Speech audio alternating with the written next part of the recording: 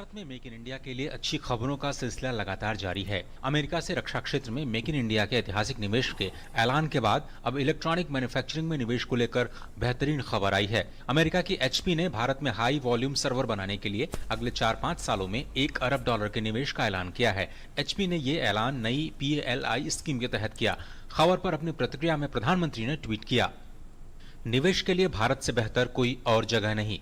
हमारी युवा शक्ति की बदौलत भारत टेक मैन्युफैक्चरिंग और इनोवेशन के लिए दुनिया का नया हब बनकर उभर रहा है।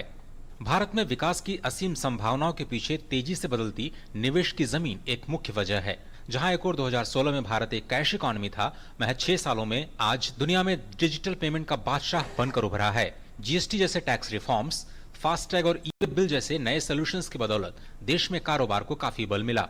भारत के डिजिटल पब्लिक इंफ्रास्ट्रक्चर से सरकारी सेवाओं की पहुंच आसान हुई और $310 बिलियन का DBT अब तक किया जा चुका है। भारत दुनिया का अकेला ऐसा देश बन चुका है जो अपने समाज को ओपन नेटवर्क सोल्यूशन के साथ जोड़कर समाधान दे रहा है।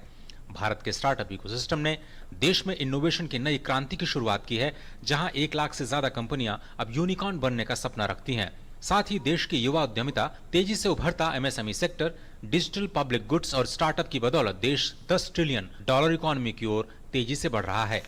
दरअसल कोविड के बाद दुनिया भर के निवेशकों का भरोसा भारत पर बढ़ना शुरू हुआ है। लंबी अवधि में भारत की उद्यमशीलता, यहाँ के युवाओं की तकनीकी समझ और आर्थिक सुधारों को लेकर सरकार की प्रतिबद्धता भारत को दूसरी उभरती अर्थव्यवस्थाओं से अलग करती है। सप्लाई चेन के विविधीकरण के लिए भारत लंबी अवधि में ज्यादा विश्वसनीय पार्टनर बनकर उभर रहा है। आने वाले दिनों में मेक इन इंडिया के तहत अगर और भी ऐसे ऐलान होते हैं तो कोई आश्चर्य नहीं होना चाहिए। Bureau report, DD news.